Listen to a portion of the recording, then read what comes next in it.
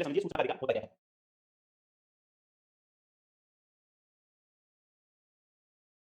तो सूचना के अधिकार के बारे में अगर आप लोग समझना चाहें, तो सूचना के अधिकार का मतलब है कि सरकार क्या कर रही है, सरकार क्यों कर रही है या फिर ये सरकार कब करेगी। इसके संबंध में अगर हम सरकार से सूचना मांगते हैं और ये हमारा अधिकार होता है, तो ये क्या है? सूचना का अधिकार है। जैसे मान लो आप लोगों को सरकार की किसी भी बॉडी है, मान लो कर्मचारी चयन बोर्ड है, उससे आप लोगों को कुछ सूचना प्राप्त करनी है। जैसे आपका मन है कि मैं ये देखना चाहता हूँ कि जो पशु परीक्षा का जो एग्जाम हुआ था, वो जिस शिफ्ट में नॉर्मलाइजेशन हुआ था, उस शिफ्ट में कितने स्टूडेंट सेलेक्ट हुए और जिस शिफ्ट में नंबर कम हुए थे, उस शिफ्ट में कितने प्रतिशत स्टूडेंट्स सेलेक्ट हुए। ऐसे जब आप आरटीआई फाइल यानी सूचना मांगते हो सरकार से, तो सरकार जो भी कर्मचारी चयन बोर्ड है, वो आपको इसकी सूचना देगा।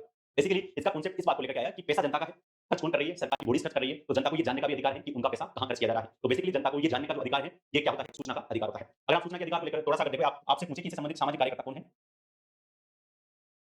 ठीक है, मैं कोशिश कर रहा हूँ कि आपको 1 मिनट में समझा करके पॉइंट टू द पॉइंट बता दूँ कि इसमें से क्या-क्या प्रश्न पूछे जा सकते हैं। तो पहली चीज़ कि इसका संबंध एक सामाजिक कार्यकर्ता है अरुण आरोगी।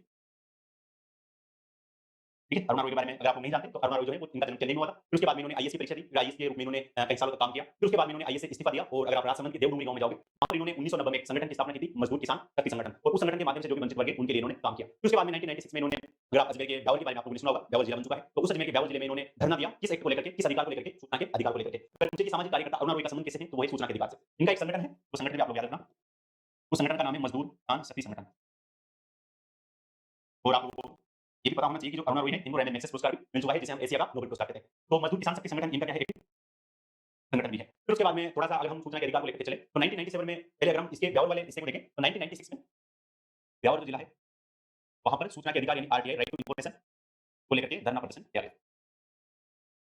अगर आपने थोड़ा-सा अरविंद केजरीवाल के बारे में तो सुना ही होगा, तो ये चर्चा में 2013 में आए थे लोकपाल के बाद में, लेकिन अगर आप लोगों को पहले भी पता हो, तो सूचना के अधिकार को लेकर भी इन्होंने काफ़ी सारे प्रयास किए थे और उन प्रयासों के बावजूद इनको रैंडम एक्सेस पुरस्कार भी मिला था, किसको? अरविंद केजरीवाल को। तो एक संस्था भी है परिवर्तन नाम की, तो वो संस्था भी आप लोगों को ध्यान रखना। तो 1996 में ब्यावर में अरुण आरोगी के नेतृत्व में आरटीआई एक्ट को लेकर के धरना दिया गया। अब उसके बाद में क्या हुआ कि 1997 में भारत के 2 राज्य ऐसे हैं, जिन्होंने सूचना के अधिकार को लेकर कानून पारित किया। वो 2 राज्यों के नाम क्या है? अगर आपको पूछे कि सूचना के अधिकार में कानून पारित करने वाला पहला राज्य कौन-सा है? वो राज्य है गोवा, और अगर आपसे पूछे दूसरा राज्य कौन-सा है? दूसरा राज्य है महाराष्ट्र।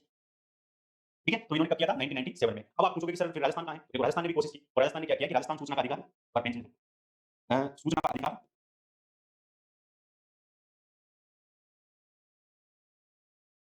2000 के नाम से इन्होंने राजस्थान ने एक 2000 के नाम से एक्ट पेश किया और फिर उसके बाद में ये लागू कब हुआ था? 2001 में ये एक्ट लागू हो गया था। लेकिन अगर आप लोग इस एक्ट को देखोगे तो ये बहुत कमजोर एक्ट था। जिस उद्देश्य के साथ में इसको बनाया जाना था, उस उद्देश्य के साथ में इसको नहीं बनाया गया, यानी ये बहुत कमजोर एक्ट था। फिर उसके बाद में थोड़ा-सा हम आगे चलें तो 2002 में जो वाजपेयी जी की जो सरकार है, उन्होंने एक एक्ट पास किया। 2002 में एक एक्ट लेकर आई सूचना की स्वतंत्रता अधिनियम 2000 एक्ट लेकर के आए, लेकिन इस एक्ट को भी अगर आप लोग देखोगे तो ये एक्ट भी बहुत कमजोर था, क्योंकि इसमें सूचना प्राप्ति की स्वतंत्रता तो मिल चुकी थी, लेकिन सूचना का अधिकार हमें प्राप्त नहीं हुआ था। फिर उसके बाद में 2005 में जाकर के हमने क्या किया? सूचना के अधिकार को लेकर के एक्ट पास किया।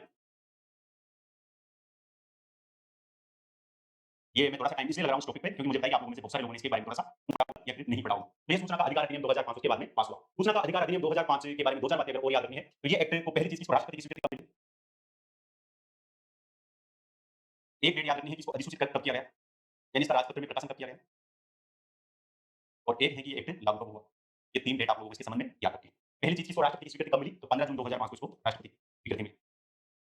उसके बाद जून 2005 को जो है, को अधिसूचित किया गया और 12 अक्टूबर 2005 को ये एक्ट लागू हो गया। ठीक है? 2005 को ये एक्ट लागू हो गया और सूचना का अधिकार अधिनियम 2005 ये मैंने एक्ट बना लिया। लेकिन उसके बाद में अगर आप थोड़ा-सा इस पर और ध्यान दें तो 2019 में इसमें संशोधन भी हुआ था और इस संशोधन के माध्यम से जो है वो इस एक्ट ये उतना मजबूत नहीं रहा जितना मजबूत होना चाहिए था। हालाँकि उस समय सरकार की काफ़ी आलोचना भी हुई थी कि सरकार ने सूचना के अधिकार के अधिनियम को भी कमजोर कर दिया है। तो सिंपल सी बात आप लोग देखो कि जैसे मान लो कि सरकार जनता के पैसे खर्च कर रही है। अब जनता को ये जानने का अधिकार है कि सरकार हमारे पैसे कहाँ खर्च कर रही है। तो ये अधिकार क्या होता है? सूचना का अधिकार होता है। जैसे आपको अगर गाँव में जाओगे कभी, तो गाँव में होता क्या है कि बजट आता है गाँव के लिए, सड़क का निर्माण के लिए बजट आता है, वो बजट पारित भी हो जाता है, कागजों में सड़क भी बन जाती है, लेकिन एक्चुअल में वहाँ पर सड़क नहीं बनती। तो अगर मान लो आरटीआई एक्ट अगर आप लगाते हो वहाँ पर सरकार से पूछते हो, यानी जो भी वहाँ पर अथॉरिटी है, तो उनसे पूछते हो कि कितना बजट आया और किस बजट को कहाँ पर खर्च किया गया। तो जब वो ये सब चीजें बताती हैं तो हमारे सामने क्या आता है? भ्रष्टाचार सामने आता है। ये सड़क बनी ही नहीं थी, उसके बावजूद भी इसके पैसे क्या हो गए? पारित हो चुके हैं। तो इसके संबंध में ये सूचना का अधिकार अधिनियम बहुत शानदार अधिनियम था।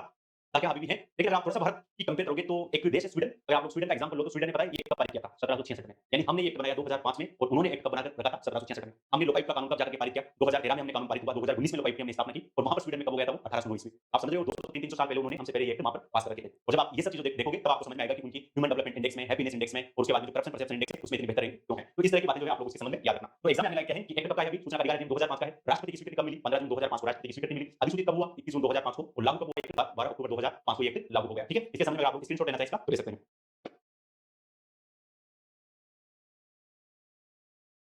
ठीक है? तो इसकी धाराओं के संबंध में हम थोड़ा-सा आगे डिस्कस करेंगे, लेकिन अगर आप थोड़ा-सा और इसके बारे में देखना चाहते हैं, तो इसमें अपील के बारे में थोड़ा-सा याद रखें, दी जाती है और अपील कैसे की जाती है। तो ये अपील के बारे में आप पूछिए, अपील से संबंधित धारा कौन-सी है? जैसे आपको किसी भी तरह की सूचना चाहिए, तो आप किससे माँगोगे? तो आप सूचना माँगोगे लोक सूचना अधिकारी से। एग्जांपल के माध्यम से मैं थोड़ा-सा इसको क्लियर कर दूँगा। लोक सूचना अधिकारी से मान लो आपने इन्फॉर्मेशन माँगी, इसको बोलते हैं पब्लिक इन्फॉर्मेशन ऑफिसर। मान लो इन्होंने 30 दिन के भीतर-भीतर आपको सूचना नहीं दी या फिर जो भी सूचना दी आपको, वो आपको पसंद नहीं आई या फिर आपको लगा कि ये सूचना सच नहीं है, तो थोड़ा-सा मैनिपुलेट किया गया है। तो इस सूचना या फिर जो भी सूचना इन्होंने दी है या फिर आपको सूचना नहीं दी है, इसके खिलाफ आप अगले 30 दिनों में क्या कर सकते हो? अपील कर सकते हो। और अपील किसके पास में करोगे आप? वरिष्ठ सूचना अधिकारी के पास में।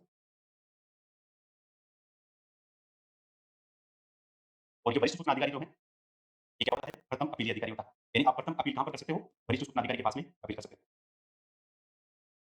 अब मान लो कि आपने वरिष्ठ सूचना अधिकारी के पास में अपील की, लेकिन वरिष्ठ सूचना अधिकारी की जो सूचना मिलती है, उससे भी आप लोग संतुष्ट नहीं हो। तो फिर उसके बाद में जो प्रथम अपीली अधिकारी है, इसकी जो अपील है, इसके बाद में आप अपील कर सकते हो अगले 60 दिनों के भीतर-भीतर, 90 दिनों के भीतर-भीतर सॉरी, तो 90 दिनों के भीतर-भीतर आप कहाँ पर अपील कर सकते हो? अपील कर सकते हो राज्य सूचना आयोग में। तो हमने थोड़ी देर पहले हम देखा था। अगर आप केंद्र के संबंध में बात कर रहे हैं, तो केंद्रीय सूचना आयोग, राज्य के संबंध में बात कर रहे हैं, तो आप क्या कर सकते हो? राज्य सूचना आयोग में अपील कर सकते हो। और राज्य सूचना आयोग जो होता है, ये होता है द्वितीय अपीलीय अधिकारी, द्वितीय अपीलीय उच्च प्राधिकारी और अंतिम अपील भी यहीं पर होती है। इसके बाद में आप लोग अपीलीय करेंगे। तो द्वितीय अपीलीय अधिकारी बन देते हैं। तो आप लोगों ने यहाँ पर अपील की और फिर उसके बाद में राज्य सूचना आयोग क्या करेगा? इसके संबंध में जो भी चीजें हैं वो आप लोगों को देखेगा। अगर लोक सूचना अधिकारी ने जानबूझ करके इन्फॉर्मेशन नहीं दी, जानबूझ करके गलत इन्फॉर्मेशन दी या फिर इन्फॉर्मेशन देने से मना किया, तो राज्य सूचना आयोग क्या कर सकता है? इस पर जुर्माना लगा सकता है। और जुर्माना कैसे लगाएगा? तो ₹250 प्रतिदिन के हिसाब से जुर्माना लगाएगा।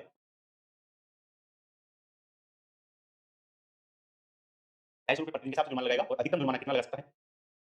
अधिकतम जुर्माना लगा सकता है 25,000 ₹25,000 क्या कर सकता है? अधिकतम जुर्माना लगा सकता है। तो सिंपल से देखो देखिए, जैसे मैं एग्जांपल से आप लोगों को समझाता हूँ। मान लो आपने पंचायत से संबंधित आपको कुछ पूछना चाहिए, तो पंचायत में पब्लिक इन्फॉर्मेशन ऑफिसर कौन होता है? वो होता है ग्राम सेवक यानी ग्राम विकास अधिकारी। ग्राम विकास अधिकारी ने आपको सूचना देने से मना कर दिया, तो फिर उसके बाद में अगले 30 दिनों में आप अपील किसके पास में कर सकते हो? वरिष्ठ लोक सूचना अधिकारी के पास में अपील कर सकते हो। और ये प्रथम अपीली अधिकारी पंचायत में कौन होता है? ये होता है सरपंच। यानी कि ग्राम विकास अधिकारी आपको सूचना नहीं दे, तो आपको सूचना किससे मांगनी है? सरपंच से मांगनी है।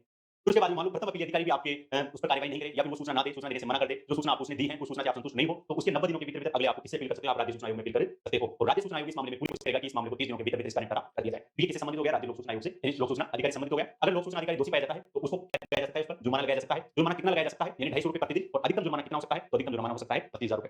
तो ये आप लोग इसके बारे में थोड़ा समझ रहे होंगे। और जिसको भी अगर लगता है कि हमारी पंचायत में थोड़ा-सा करप्शन हो रहा है, हमें करप्शन के बारे में पता होना चाहिए, तो बस हाँ, एक बार इस एक्ट को जरूर प्रैक्टिकली आप ट्राई कर सकते हो। इसकी कॉस्ट बहुत नॉर्मल होती है, यानी आप लोगों के बिल्कुल भी पैसे नहीं लगते। अगर आप बीपीएल में हैं, तो आपकी आईटीआई निःशुल्क होती है। अगर आप शायद बीपीएल में नहीं है, तो आई थिंक अगर मैं सही याद कर रहा हूँ, तो ₹10 के लगभग शायद आपके लगते हैं। और फिर उसके बाद में जो है, वो आपको जितने भी पेज आएँगे, उन पेजेस की फोटोकॉपी के पैसे आपको क्या करने पड़ेंगे? पे करने पड़ेंगे। तो ये सब चीजें आप लोगों को इसके बारे में याद रखना है।